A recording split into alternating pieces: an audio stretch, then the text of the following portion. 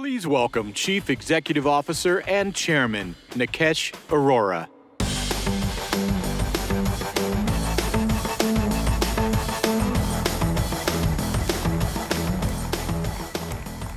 Good morning, everyone. That's not enough energy for Austin. Good morning, everyone. All right. Well, thank you very much for making it to Austin. It is our honor at Palo Alto Networks to be able to host all of you, our customers, our partners, our co-sponsors. So a big, warm thank you from all of us at Palo Alto Networks.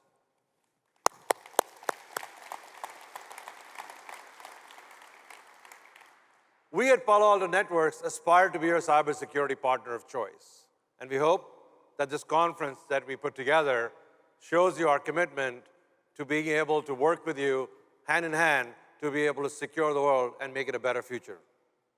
Although I have to say, yesterday as I landed in Austin and got to my hotel, remember, it's my first cybersecurity conference, my first Palo Alto Networks Ignite.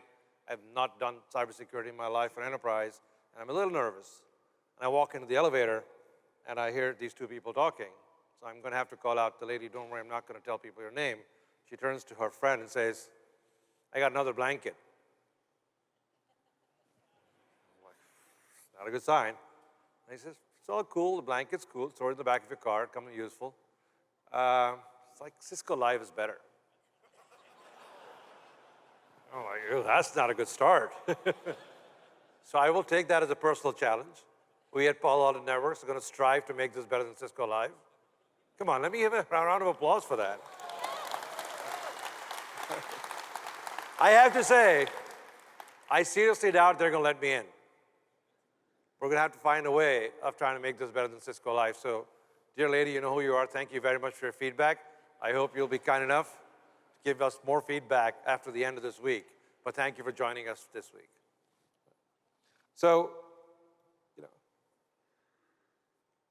as many of you are aware, that we as a generation are privileged to sit right in the middle of what is one of the biggest technological revolutions of our times. Right? We're probably the only generation who's going to remember that there used to be telephones that you had to pick up and have rotary dials on them. I have a 4-year-old son. He has no idea about this thing called a phone with a rotary dial. He probably hasn't seen one yet. He takes mobility for granted. He takes ubiquity of bandwidth for granted. Anywhere, it's like, Daddy, let me see that on your phone. He expects every video to play wherever he is. He expects things to be at his fingertips.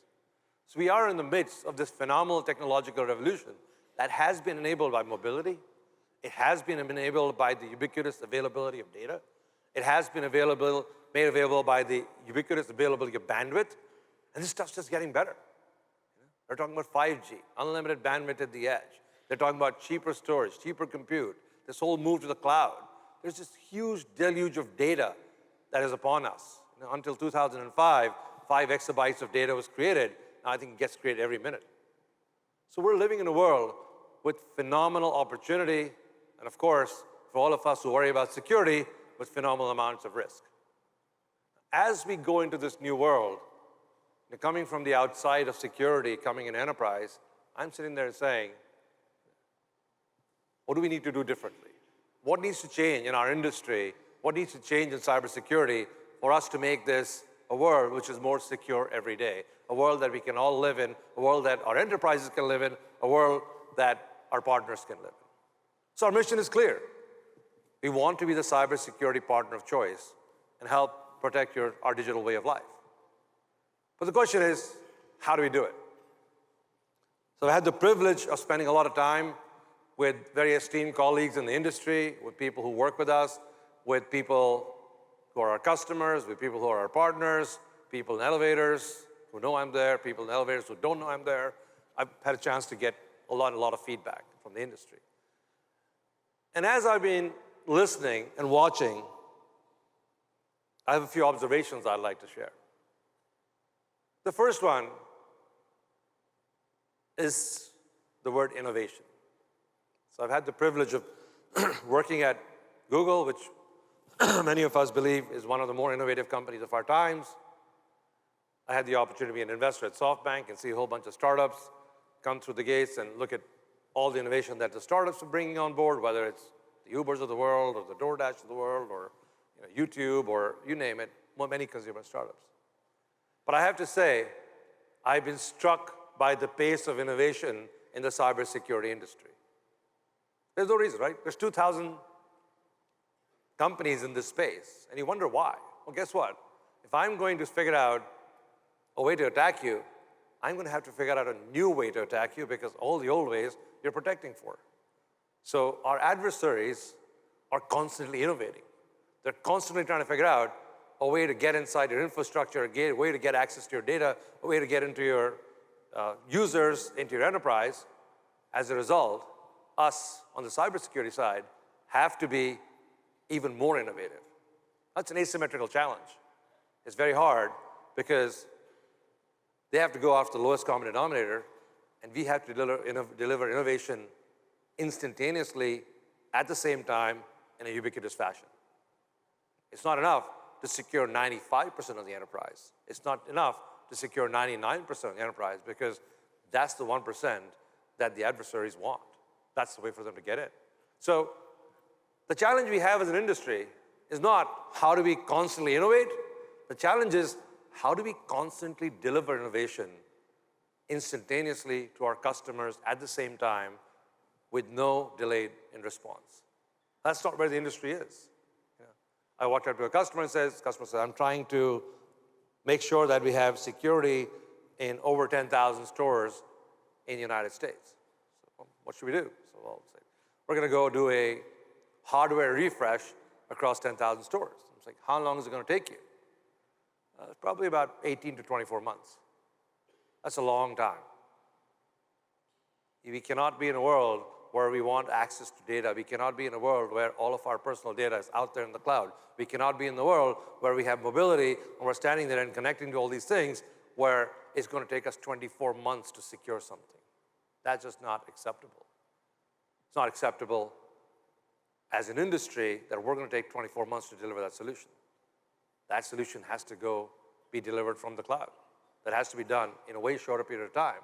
And we have to get to a point where as innovation appears on the adversary side, innovation appears on the protection side, and we should be able to deploy it as rapidly as possible. You sit there and say, well, that's interesting, Nikesh, but that's not the case. But part of the opportunity is if you don't aspire to do that, we're never going to get there.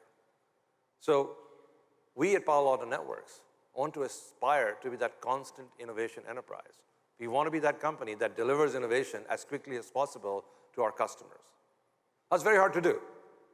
And we're probably not going to do it ourselves because innovation doesn't have one home. Innovation is everywhere. There's 2,000 cybersecurity vendors, and everybody has a new take on how to deliver protection. And if they do, our job is to find a way of platformizing our stuff. So once we are a platform of choice with our partners, we can work with all these innovative companies, give them an opportunity to be part of the platform and be delivered to our customers. So that's my observation one. We have to be able to work in a world where we can deliver innovation instantaneously to our customers.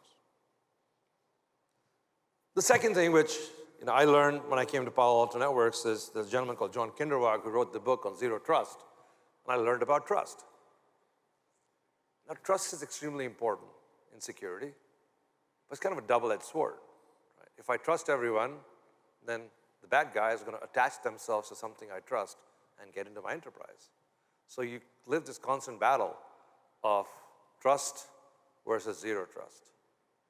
And John explains to me that the only way to get security right is zero trust, because it's a double-edged sword.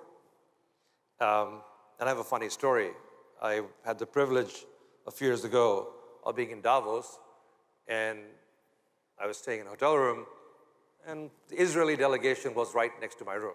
They actually had to cross Israeli security to get to my room because Bibi was living a few doors to my right.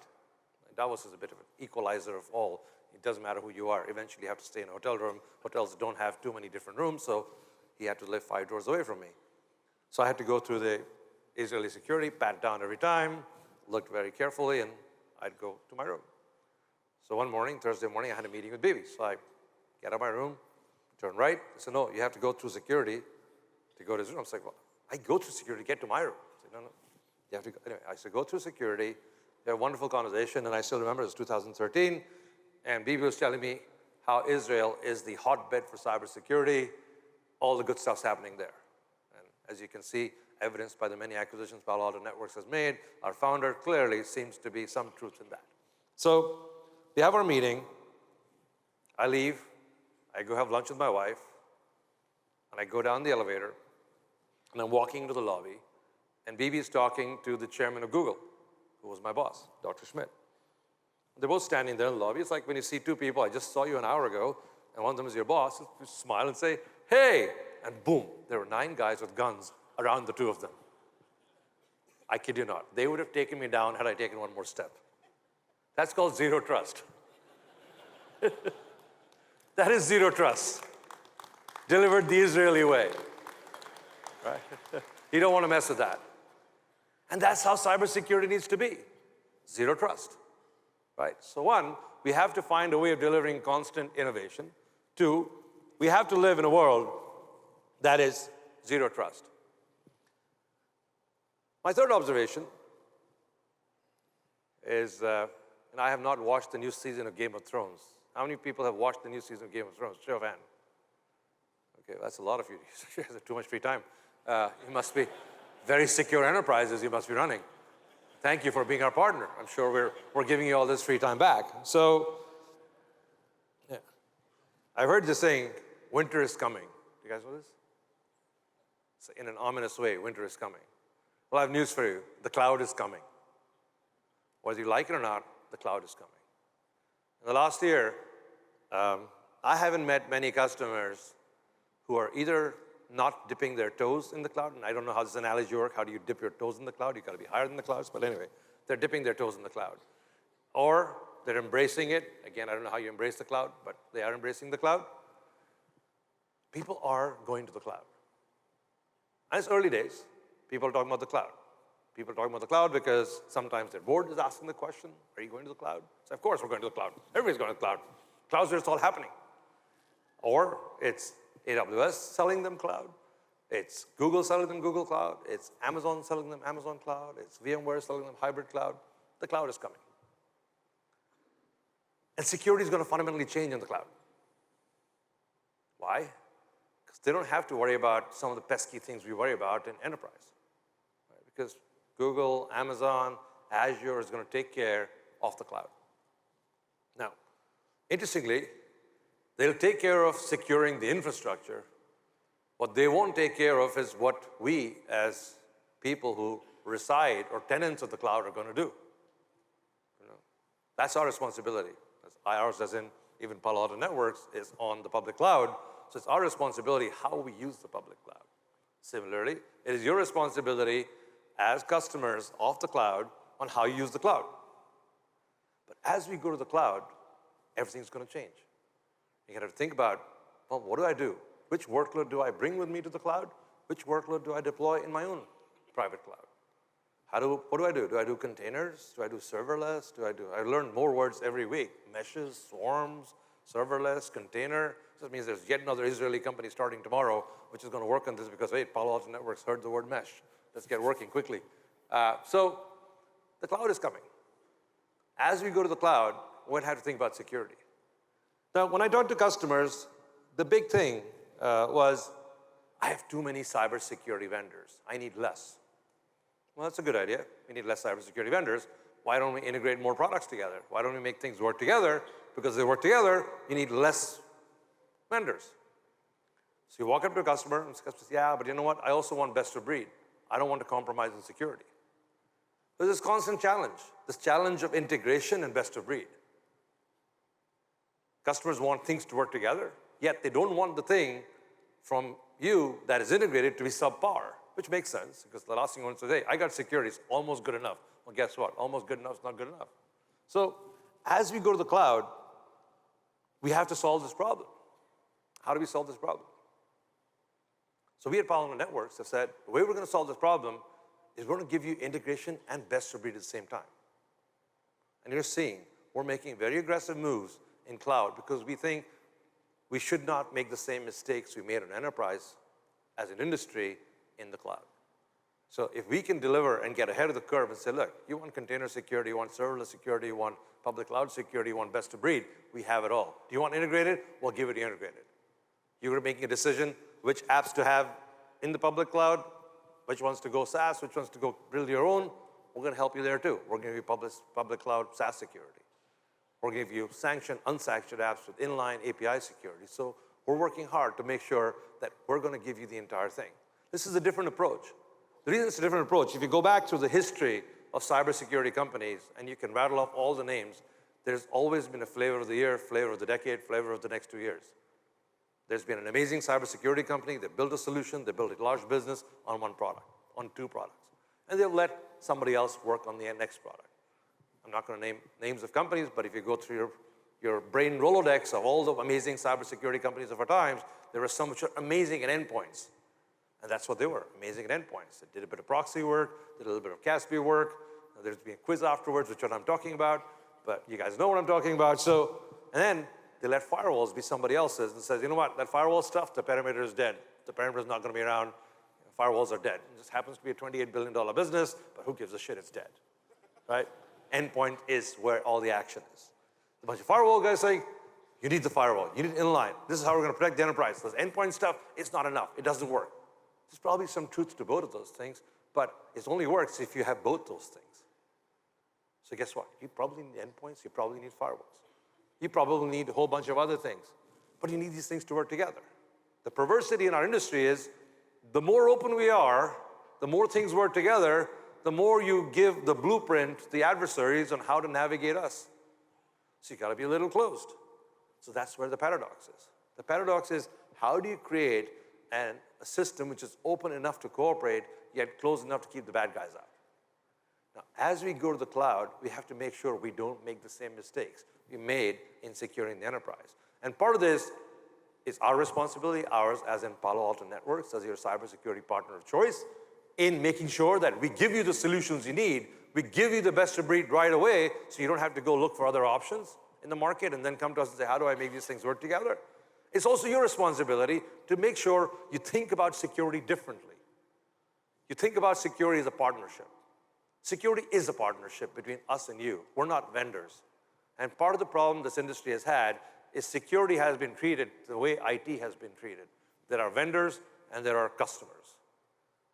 You know, if you do it that way, then I provide a service as a vendor, you take the service, you go do what you want to do with it. Security doesn't work like that. Security needs to be a partnership. And as we go into the cloud, it's very important that we think about security as a partnership. My fourth observation, which comes from the industry, may not come from the industry, is I don't know what the question is, but the answer is automation. The answer is automation. You know why? Because I have bad news for us. We're kind of screwed on our privacy. Our data is everywhere, right? I heard stories where they don't even need to know much about us. The fact that you have your phone on you, people know where you were all the time. I was reading something this morning, rightfully so, some guy got arrested because his phone just showed that he'd been on a trail dumping evidence on a case, and there he was. He didn't even have to call anyone. They just looked at the location data and said, oh, this guy's been here, here, here, and here. Guess what? It just seems to be coincidental with where all the bad things happen. So in you go. Right? What I mean by that is there's so much data that is being collected every second, every instant about everything. Now there's data. When you stop collecting data, I heard a funny story when somebody said to me, hey, we know there's a conspiracy theory going on. It's like, well, how do you know? The guy's like, we were very careful. We turn our phones off, and we get there. We leave our phones in a bin. We all go into the room. We have a meeting. We come out. We turn our phone on, so we leave. How do you know anything? We've been very careful. It's like, yeah, but we know 10 of you show up at the same place every Thursday morning for 2 hours and shut your phones off. There's information in that, right? So next time you plan a conspiracy theory, don't do it that way. Leave your phones at home. But my point is, data is everywhere. Data is being collected all the time. Now, as data gets collected, The way we need to address the problem of security is in a zero trust way by looking at data, analyzing lots of data. So in the last 1 year, wherever I've been told we have a skills shortage. We have a problem in cybersecurity. There's not enough people to do cybersecurity. So I sit there and say, well, okay, so like, what does that mean? Like, what do you need more of? Oh, we need more people who can look at alerts and tell us what to do with them. Well, that doesn't sound like cybersecurity. That looks like cyber hygiene. It's like going on. You don't need more people programming security solutions. You don't need more people looking at anomalous data and figuring out what's going on. You need more people to go manage alerts and eliminate noise. So part of the challenge I have is the approach to cybersecurity has been, dear customer, when I know it's a problem for sure, I'll stop it. It's like a guy showing with a hoodie with a gun, where the gun is cocked, he's going to come shoot you. I'm going to stop him.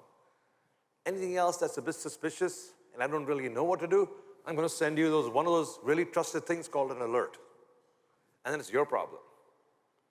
So the customer goes, says, wow, this is really cool. This is a new threat vector. I'm going to go find a solution.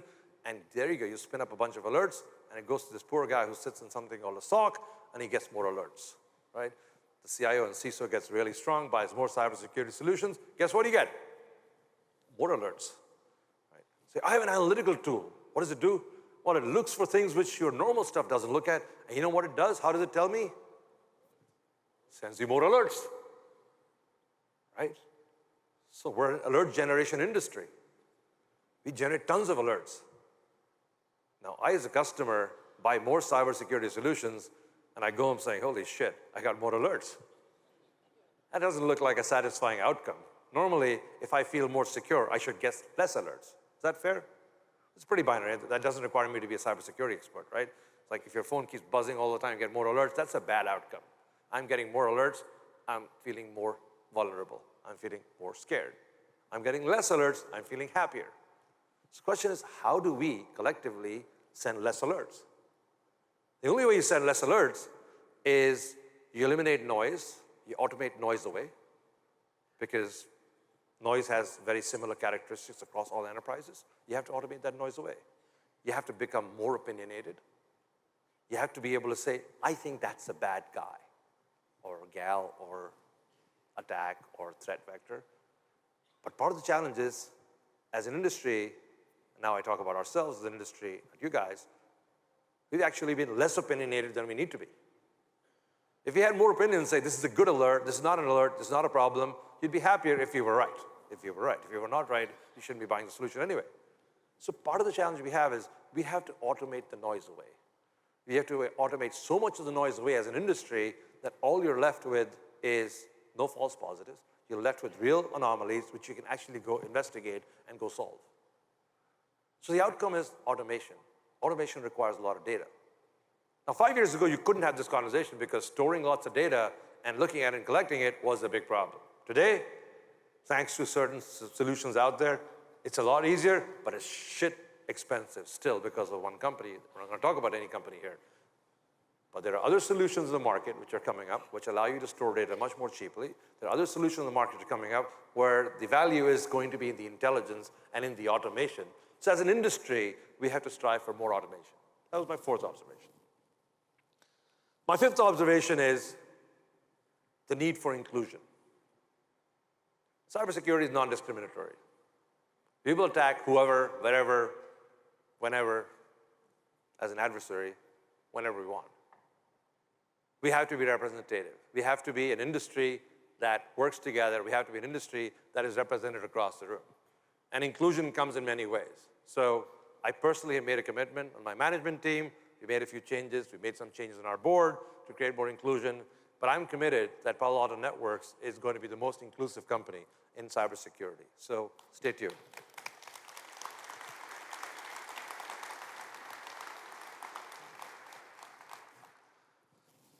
So that's all wonderful things. Oh, and Renee also told me to tell you that we have 23 women on stage over the course of the next 3 days, which is more women than have been on many cybersecurity stages. So please give a round of applause for the upcoming 23.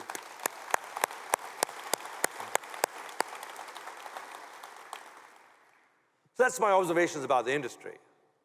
Let me tell you a little bit about Palo Alto Networks. I came to this company 1 year ago. We have an amazing number of people who understand the space. There's 6,000 plus people, less one. They understand cybersecurity a lot better than I do. And we're all committed. We're all committed to making sure we make this transition where we worry about delivering constant innovation. We worry about figuring out a way of eliminating noise, creating more automation. We worry about figuring out how to make this transition to the cloud. We worry about figuring out how to make sure that we run an inclusive enterprise. We announced our earnings most recently. We seem to be doing well. I had an analyst ask me saying, there's this rumor that firewalls are dead. So, well, we grew our revenues 28%. The industry is growing at somewhere in 6 to 8%. I think it's okay. It's like, do you think you're taking share? I said, let me see. Mathematically, if the industry is growing at 6%, I'm growing at 28%, there might be a share gain. So far, we're doing okay. Our revenues are fine. We're taking share in the market. We're taking share thanks to you, thanks to the belief that people have in the notion that we provide a much more secure set of products than other people in the market. And that's our aspiration, to deliver continuous innovation, to deliver more security. We have over 60,000 customers. Our vision is clear. We want to make every next day safer and more secure. We want to be the cybersecurity partner of choice. And we did an amazing exercise amongst our 7,000 people. We polled all of our employees and asked them, who do we want to be? Our employees, who are quite vocal, gave 11,000 comments about the culture of the company, about who we wanted to be. We codified that, and we emblazoned that on every wall. And of course, you can't do that without putting T-shirts and mugs. I mean, who has values without T-shirts and mugs? So I'm sure we have T-shirts and mugs also, which talk about our values. But more importantly, as a team, we rallied around our values. We rallied around our mission. We rallied around our vision. And we're here. We're committed to delivering the best set of security products. So, the person who's going to follow me is a guy called Lee Claridge, who's our head of product. Now, Lee doesn't like going after me because he says I steal all his slides. I tell everybody about the product strategy before he gets to speak about it. So I promised him I'd leave him a lot of material. So I'm going to describe our strategy, but if I'm not too specific, it's because I'm trying not to steal his thunder, all right? Don't hold it against me. Or maybe I just don't understand it. That's not true. So, part of our strategy is we looked at the amazing sets of products that we have, and we said, okay, we have a mission to secure what is going on today in the industry. We have a mission to secure where the world is going to the cloud. And we have a mission to leapfrog the industry and change the paradigm. So the way our strategy is built is around 3 pillars. The first one is, it is our job to secure the enterprise as your partner. We have to secure the enterprise. Our strategy is our firewall. Now, Nir, who you will see on stage, our founder, and his colleagues sat in a garage like you do in Silicon Valley and came up with the notion of the next generation firewall. Did an amazing job. We're able to create amazing traction. And today, we're delighted that we have the largest market share in the firewall business. Not only did they do that, they said, if a customer is going to trust us to put that appliance in their infrastructure, let's give them more capability. Let's give them more utility from that firewall that's in their infrastructure. So we built some subscriptions. Wildfire, threat prevention, global protect, URL filtering. But the last subscription we built was 7 years ago. So we sat there and rallied hard at our last leadership meeting and said, what else can we do? We said, well, we should be able to do more things for our customers because they're trusting us to put the firewall in the infrastructure. So most recently, we deployed DNS security. Over time, you will see us add more subscriptions to our firewalls in a single pane of glass, because the way we can deliver automation, the way we can deliver best of breed, the way we can deliver this integration we talk about is by giving you more and more capability from our firewalls, because you already have them. They're in there. They're in line. We should be able to give you more capability so you don't need to have 5 different vendors who are small companies who you have to go interface with, you have to go figure out and get support from, work with. And we can take all that capability, integrate that into our firewall. So our first part of our strategy is continue to secure the enterprise. keep making our firewalls more and more useful, whether they are physical appliances or virtual firewalls which work with you in the cloud. The second piece, as we talked about, the cloud. And we worked hard. 1 year ago when I joined Palo Alto Networks, we had this amazing team we acquired from Evident.io. They'd figured out the cloud was important, it was early, and they deployed public cloud security in AWS. I came on board, we sat there together as a team and said, our customers are all on a multi-cloud journey. It's not a single cloud anymore. Everybody wants to be in some combination of either one of the public cloud vendors or hybrid cloud or in private cloud. So we've got to make sure we have the solution. So we stepped up our game. We acquired the team at Redlock. Varun and his partners, and we announced most recently, Redlock has gone from 0 to $100 million run rate in 9 months, which means there is demand for cloud security, multi-cloud security. We went forth, said, great, we've got public cloud security, but as we went to our customers, they started talking about the need for container security and how container security needs to be connected to public cloud security because there's no point having 2 panes of glass and looking at cloud security the way you looked at enterprise security. We thought hard. The team was busy building the early parts of container security into Redlock. We said, well, let's do that, but let's also see what customers are buying. And we went to the market. We found Twistlock was the product that everybody in the market was buying. We said, well, why shouldn't Twistlock be part of the Palo Alto Prisma strategy? So as you all know, we announced a week ago, we're going to acquire Twistlock because we want to make sure our customers get best of breed, not just in public cloud, but also in container security. Now I'm sitting there writing these checks and saying, oh, I should keep writing these checks to all these wonderfully amazing companies out there. This is not a good thing. Why can't we do something ourselves? Right? It's like, so I said, what are people talking about now that in 2 years from now I'm going to have to write a big check for again? Serverless. As people talk about containers, they say, well, do you know this thing, serverless? We said, let's go find out who's the best in serverless. So we went out and also bought the #1 company in serverless. So now, when you get Prisma Public Cloud from Palo Alto Networks, in short order, you will be able to get public cloud, container, and serverless, which makes us the only provider in the world who gives you the ability to secure the entire cloud journey depending on however you want to deploy the cloud in your enterprise. Not just that, we also give you Prisma SaaS, which is our SaaS security. We give you, if you have RVMs or GPCS or firewalls, we give you inline security and API-based security. And it only makes logical sense over time. You need a single DLP across the entire public cloud suite. So we're working hard because we believe the cloud is a new opportunity. It is a new way that customers are going to be deploying their future infrastructure. And in that, we don't want to give you fragmentation. We don't want to give you complexity. We want to give you simplicity. And the other thing that's going to change the cloud is things are shifting left. So the more you go towards the cloud, the more it becomes important not just to worry about production, but also it's important to worry about the build and deploy phases. So that's what we give you with our Prisma Cloud strategy. Third, and not the least, this is all good, but how do we solve the other things I talked about? How do we solve the problem of constant innovation being delivered? How do we solve the problem of giving you automation? How do we solve the problem where tons and tons of data is being created and we need to eliminate the noise? The way you do that is by looking at the world differently.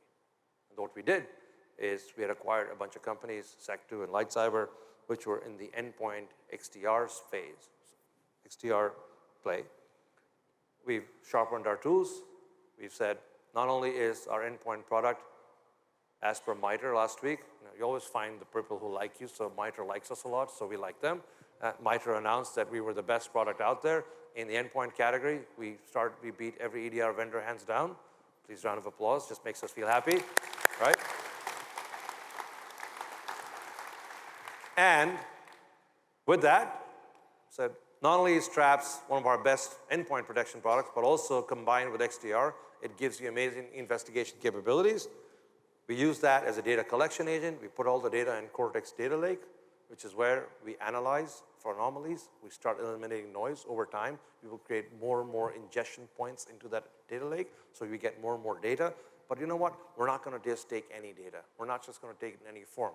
Because if you take bad data, you know what you get? You get bad answers. And part of the challenge is, I talked about having an opinion. You can only have an opinion if you believe your sources are good, your sources are accurate. So we need good data. The way to get good data is to get data the way we like it. We like it the way Cortex XDR collects it. We'll take that data into the data lake. We'll commingle that data with our firewall data. We'll over time take other inputs as we qualify those inputs, and we'll give you amazing analytical capability on top of that. And that is our attempt at delivering automation. That will be the platform that will allow us to take innovation from anywhere, put that innovation on that platform, and deploy it instantaneously to our customers. So our strategy is to secure the enterprise with our firewalls as a platform, to secure the cloud with Prisma, and to secure the future with Cortex. That's where we stand. Now, our job is to bring it all together. And as I said right at the beginning, we are committed to delivering this innovation. We're committed to going from being a cybersecurity vendor to being the cybersecurity partner of choice. We're committed to this journey of making our customers safer and more secure every day that goes by.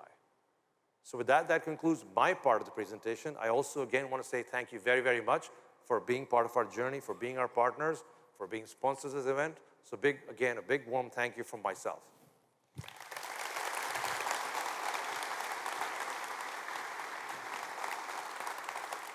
Now, before I leave, I have to introduce our next speaker, who will tell you our true product strategy, in addition to what I've already told you. I have a funny story. So when I was interviewing at Palo Alto Networks, I got a chance to meet many of the management team, many of the board. There are only two people I wanted to meet twice. One of them is our next presenter. Now, it's not because I only understand half of what he said, so I need to meet him another time to understand the other half, because he's so smart. But it's very important for me, when I made a decision to come work here, that the head of product and I are true partners. Just the way I wanted to be partners with our CFO, with our head of sales, our president. I also wanted to make sure that me and Lee are true partners. And I have to say, in my last 1 year at Palo Alto Networks, he's been an amazing partner. We have debated, discussed, argued. He has educated me. He has taught me. He's endured my stupid questions, sometimes not so stupid questions. So with that, please join me in welcoming Lee Claridge.